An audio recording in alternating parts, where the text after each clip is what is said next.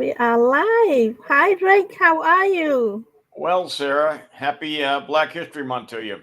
Yes, it's wonderful, and I am so excited about the topic today. So, yeah. Today's is a February 1st, and February is Black History Month, and the topic that we are going to talk about, what it's this topic is perfect. What better way to kick off the Black History Month than with a presentation on the Underground Railroad? So I am looking forward to it. And our presenter today have been doing program on the Underground Railroad for more than 15 years. Really? Yeah, I can't wait to hear this one. So let me properly introduce our presenter today. He is a 10-time nonfiction book author and an authority on American history. He spent most of his adult life living aboard boats and has traveled far and wide in the America. So let's welcome Rick Road. Welcome, Rick. Thank you, Sarah. Welcome to you. Yes, Well, today is the first day of February, the first day of Black History Month, and I thought it would be so apropos to talk about the Underground Railroad. The Underground Railroad was a movement by both black folks and white folks who are breaking U.S. laws, doing something above the U.S. law, something they thought was morally correct, and the U.S. laws were basically immoral. Now, there was a group of people who thought slavery was bad all along. They're called abolitionists. And the Underground Railroad might have been kicked off, and as soon as slavery got here, some thought it was a bad thing. We got to go somewhere else. We got to go north where there is no slavery. And so it might have been going on it was going on in the 17th, 18th, but it was busiest during the first half of the 19th century, just before the Civil War. It was probably a factor that, you know, actually uh, exacerbated things for the Civil War. But in 1860, the population of the United States was 31 million, and there were 4 million black slaves working in the plantations down south. And in 1850, only about 6 countries in the world had slavery: Ethiopia, Mauritania, Burma, Saudi Arabia, China, and the United States. Mauritania didn't get rid of it until I think 1980 or something like that. Ridiculous. But we were not with some uh, moral heavyweights at the time. Europe had already gotten rid of slavery well over a half a century before, and we were hanging on to it. And many of the Southerners down south, well, basically 1% of the Southerners owned two-thirds of the slave wealth. And they were very rich people. You saw about they made, not less than 10, 20 years later, they had the new, all the Confederate statues went up at that time. The revisionist theory of the South, and is a wonderful place. And there's a lot of, stuff about that now, tearing down those southern. It was very highly revered 10, 20 years after the Civil War. But those people were very rich based on two things: cotton and slavery. And they convinced the other percentage of people that had a very small portion of slaves to do their fighting in the Civil War. And to this day, I cannot convince my Southern friends that it was about slavery that the Civil War was fought. They will say it's about states' rights. Well, states' rights is wanting to have slavery, and they think it's a big difference. But well, they thought that was a bad thing, and it really came to a head in 1860 when the Republicans won their first national candidate. And I'll talk about that more later, which is Abraham Lincoln. But the Underground Railroad had been going on for, like I say, decades, maybe centuries before. The name happened, I think, it happened about 1830. Railroads have been around about 10 years, and a slave was chasing his quarry across the Ohio River near Ripley, Ohio. And there's people involved in the Underground Railroad said, well, when he got to the Ohio shore, the North Shore of the Ohio River, he said, "Where's my runaway slave?" Whatever it is. And the guy knew where he was. And he says, "I have no idea," lying through his teeth. And the slave chaser, the owner, said, I guess he went off in an underground railroad, huh? So it was a sarcastic name, and the name stuck. That's how the Underground Railroad came about. In previous history chats, I've talked about Harriet Tubman, one of the greatest Underground Railroad conductors, and Frederick Douglass, who housed many free slaves, runaway slaves, as well as Martin Luther King in the last talk. So I'm not going to talk about them now. And there's two misconceptions I want to kind of address about the Underground Railroad. People think of number one, it was white people helping black people. Well, a lot of black people were involved in it too, helping them. Some of them remained slaves in the South just so they could show other runaway slaves how to get from point A to point B to point C and down the road. So many blacks did not leave their enslavement so they could help other blacks make it. And most of these were probably ladies or older men and that type of thing. There was also one black town that wasn't a black town, it was a mixed town. It was on the Ohio River called Madison, Indiana, on the Ohio, right where Ohio and Indiana come together.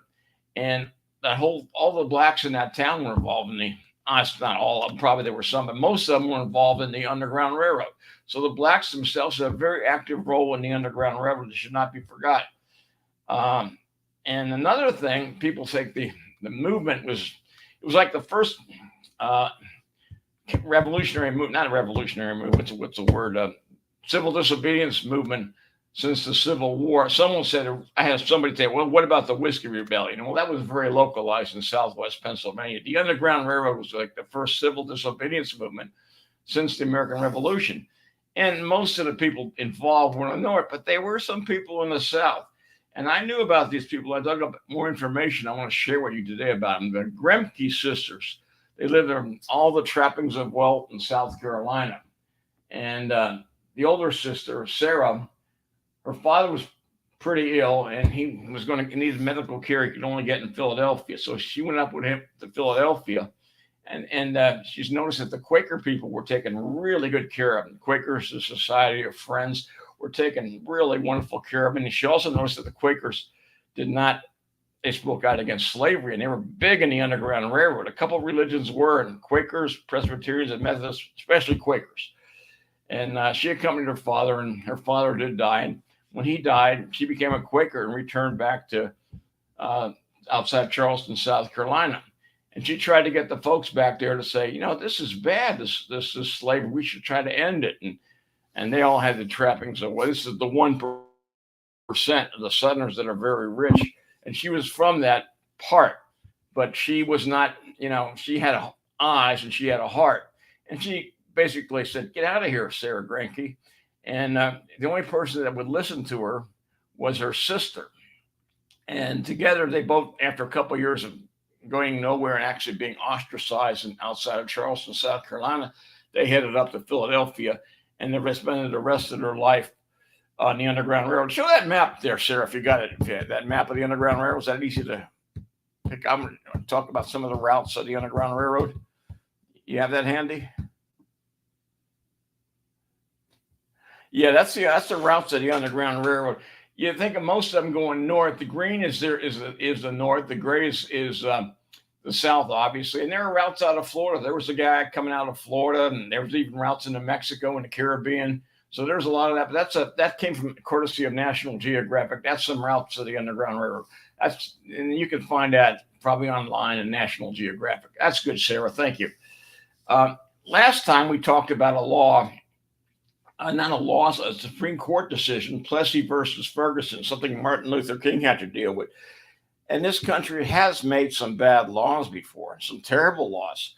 One of the worst ones was there's two fugitive slave acts. The first one was in 1793 when Congress got involved, and a runaway slave made his way to the Pittsburgh area. And 3 Virginians went up there and captured this guy in Pennsylvania and brought him back to slavery. And the governor of Pennsylvania said, oh, that ain't right. You just can't come up here and take our citizens in Pennsylvania and put them in slavery in Virginia. And he fought back and he lost. I think the United States Congress passed the horrible law, the Fugitive Slave Act of 1793. And it made the slaves children of slaves for life. and made and it created another industry called slave catchers. When you create a bad law, you often create industry. You create a bad industry. You create an industry called slave catchers, and they could hunt runaway slaves up north.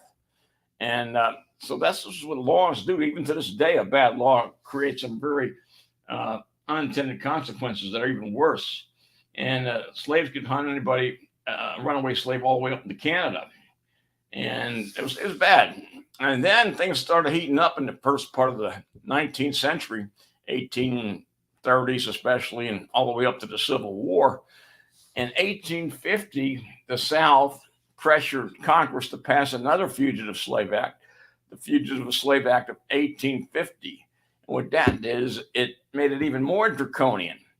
Uh, People, if you work for the federal government and you knew of a runaway slave, if you worked for the federal government in Pennsylvania or New York or something, and you knew of a runaway slave and you failed, this is kind of hard to prove, but you failed to prove it, they could fine you $1,000, which is like $25,000. This was the law, federal law, in today's money, for not even saying that you knew the whereabouts of a runaway slave. That's kind of be hard to prove, but that was on the books. And sometimes when you create a law that's so harsh and so mean and so mean spirited, there's the pushback. This made the North responsible for enforcing Southern slavery. And people up North said, I don't like this institution of slavery down South. I'm going to look the other way for a while. But when I want me to start enforcing Southern slavery, the North finally began pushing back, 1850. And the more and more conductors went Underground Railroad. The abolitionist movement got even stronger. And it was a bad thing. And there was a lot of people, a lot of brave folks taking the risk to help runaway slaves. Uh, I did talk about those two girls down south, the Granke sisters. They became, yeah, I guess I did. Did I talk about them? They went down south and they became Quakers, and they tried to get their family and their friends to say not to do that, and they did anyway. And long story short, they had no success, and they spent the rest of their life speaking out against slavery. And there's a lot of that map shows some people down south. There's one guy in Florida here, I think Jonathan Walker was his name. They caught him with some runaway slaves. He was from Pensacola. They branded his hand SS, slave stealer, and fined him a ton of money back then. And Thomas Jefferson, when he had the Declaration of Independence, we hold these truths to be self-evident that all men are created equal with the right to life, liberty, and the pursuit of happiness. Well, that was kind of BS. Women never got that. And we had slavery. We had. I'm not going to get into the 4/5 law and 3/5 law, and a bunch of stuff like that. But early on, there were some people early that knew that slavery was wrong. Benjamin Franklin was an early abolitionist. Alexander Hamilton was an early abolitionist. Albert Gallatin, somebody in my book. And then the guy I'm going to talk about next time for President's Day, John Quincy Adams, spoke out against slavery. And both Presidents Washington and Jefferson, two Virginians, had plantations and they had slaves. And Jefferson says slavery is like having a wolf behind the ears. You don't want to let it go, but he had to keep it. And Washington, he did have slaves too at Mount Vernon, but he freed them upon his death, or upon his wife's death, I should say. So it was very, very mixed. And after John Quincy Adams it's a wonderful story. I'm going to talk about him next time.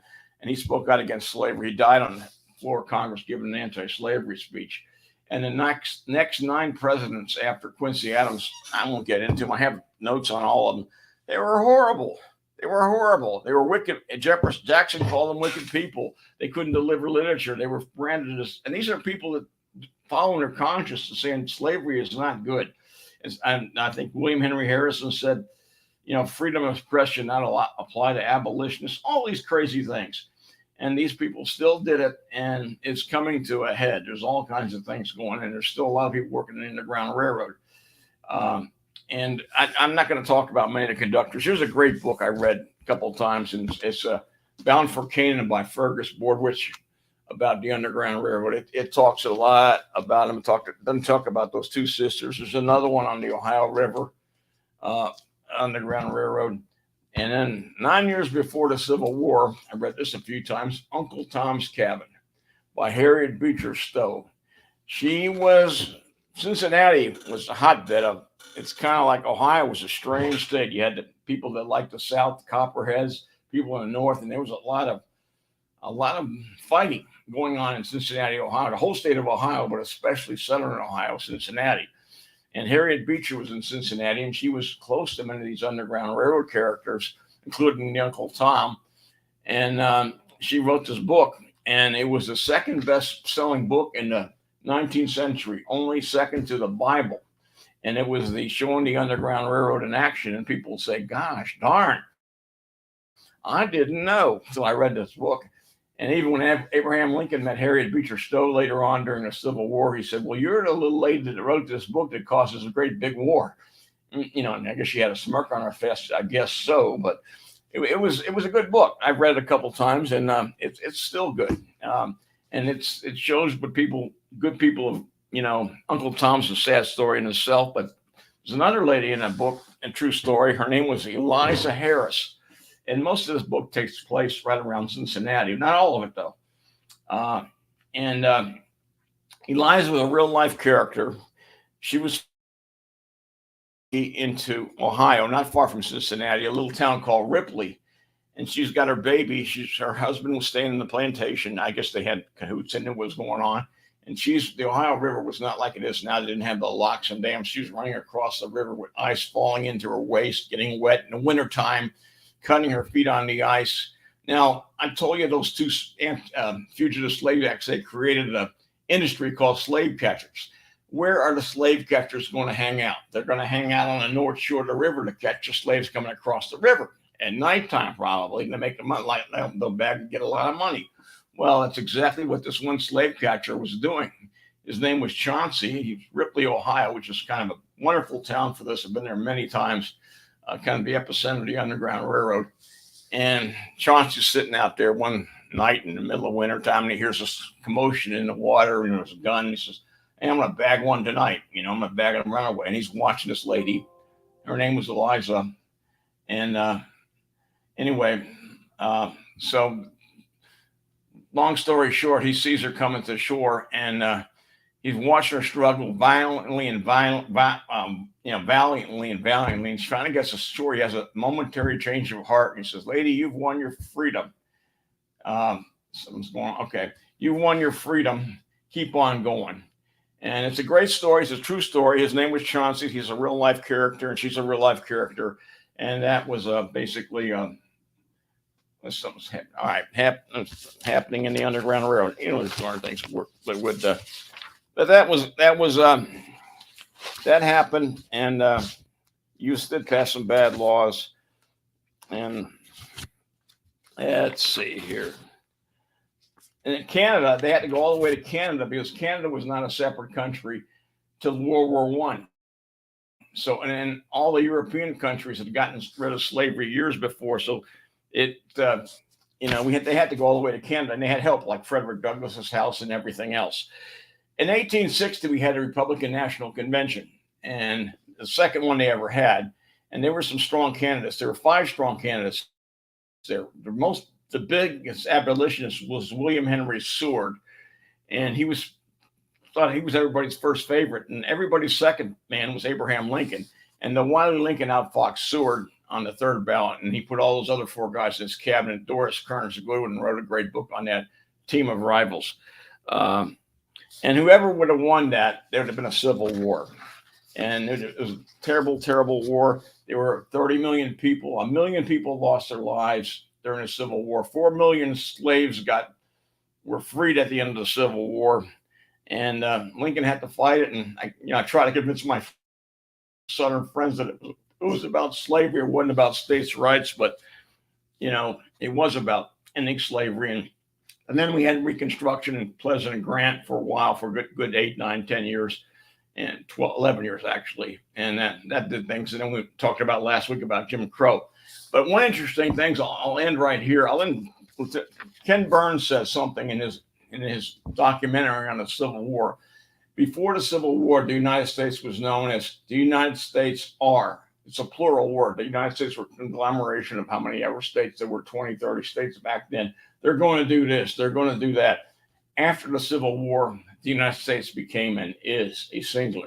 And that's a positive thing, a good thing. And I'll open it up for questions, but I'll leave you with a quote by one of the favorite conductors I've already talked about, Harriet Tubman.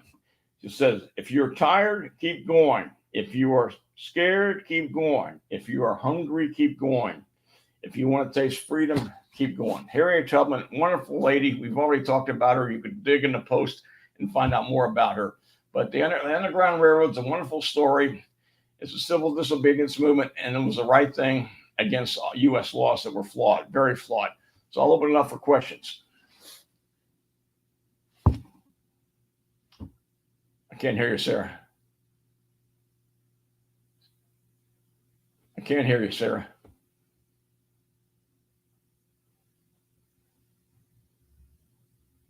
I need to unmute. I need to unmute myself. Yeah, yeah, right. Sorry about that. Okay. Yeah, it's a wonderful story. Well, thank you for sharing all that information. Well, so my first question for you: the people of high morals and religious standing were more likely to be involved with the Underground Railroad. Can you expound on that, please? Yeah, yeah, a little bit already. The Quakers definitely they were known as a society of friends, and they thought yes, people with education, and we're going to talk about Joshua Lawrence Chamberlain, a highly educated man with morality and education, seemed to go against slavery, except in the really rich people down south. Yes, those people up north were very religion seemed to be a factor. People keeping people in slavery is morally wrong and not a good thing, and that was true. Quakers leading the way. Sure. Thank you. So tell us more about the black folks who were involved in the Underground Railroad. Oh, they were quite a few of them, and like so, some of them stayed down south and helped people in the plantations. The older men, a lot of them, I can't make it out of here, but I'll help somebody.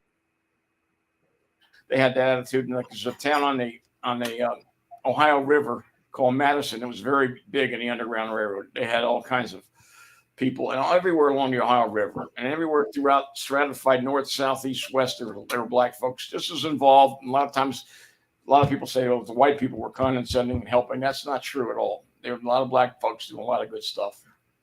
Mhm. Sure. Thank you. So, what lesson can we draw today from the Underground Railroad? I guess William Seward said that we have a higher law than the Constitution. And we make some bad laws. We're probably making some right now. So there's higher laws than the Constitution. Sometimes just because it's a law, this country probably has better laws than the other country in the world, but there's a higher law, a moral law that's above the constitutional law. And many times, not many times, a few times, the constitutional law is wrong and immoral, and people can state that. So they're, I'm. What did somebody say that this patriotism is the last bastion of the scoundrel? People waving the flag all the time, saying I'm American, all that. We're American because we're a diverse bunch of people, and we respond to an idea of America and a higher law. And I think that's the important thing. Not all laws we design are designed by human, and they often have selfish motivations. They're not all good. Where's that question? Did the slaves encased by water in the ocean? Yes, they have. I got a question now, Suzanne Norman. Yeah, there's a great story in Florida. You could Google him, Jonathan Walker. I think he was in Pensacola, and he got caught and he got branded with SS. They went to Mexico. Not too many. I'm here mostly to Canada, but yes, they did to the Bahamas, to Cuba, and like I say, in 1850, there weren't too many countries that had slavery, so most of them did. And then the greatest story I know in Florida, I'm sure there's others, is Google Jonathan Walker, and he got caught and he got branded for trying to. And he went in a small boat with a bunch of slaves. I think they left out of Pensacola and they got pulled in. Somebody was a little suspicious seeing a white guy with a bunch in a small boat. So I bet they're runaway slaves, and sure as heck they were. So yes, the answer to that question is yes. Not many, but yes, there were some. Hmm. Thank, thank you. And another audience say, "Bravo! What does that Oh, mean? wow. No, that's the expression before Susan's question. Anyway, so any more question? So Susan says thanks, You're welcome, everybody who's listening. Yes. and Keith say thanks and interesting. Well, thank you everybody for watching us and supporting this chat, and we'll bring you some more story. And Rick is the one who he loves story. He loves history. Yeah. So Yeah. Next time, I think in 2 weeks, being President's Day, and the only connection between Washington and Lincoln, as well as an underground, not an underground railroad, but anti-slavery man, is John Quincy Adams. He's an egghead. He's one of the most unpopular presidents ever. My brother and I were talking about politics earlier, and I said, well, there's some good people in politics, and he was one of them for sure. And he spoke out, and he died giving an anti-slavery speech in Congress. So I'm going to talk about him next time, John Quincy Adams. mm, Only he got one term and he got waxed, but yeah. mm, okay. Well, now everybody, you get it, and thank you so much for watching. And let me bring up the banner to show you. I think copy now. So the topic that we have just talked today is the Underground Railroad. So I'll just show the banner quickly before we say goodbye. And I'm Sarah M. And I wrote one book compared to Rick wrote 10 books. So so I am a beginner, and good to talk with the veteran that have been there for many years and wrote a lot. So I admire Rick for his knowledge on the history. But thank you so much, Rick, for being with us today, and everybody. Thank you for being with us and supporting our program. And I hope you come back in 2 weeks. We will have new topic to talk about. Yeah. So thank you again. Thank you, Rick, for your lively presentation and all the information that we all need to know about our history. Thank you all. Yeah. Yeah. Thank you, Happy everyone. Black History Month. Yeah. Yes, happy Black Seriously. History Take it Month. seriously. Wow. We Yeah. start on the first day of the month. How about that? Thank you, everyone. Bye now. Bye bye.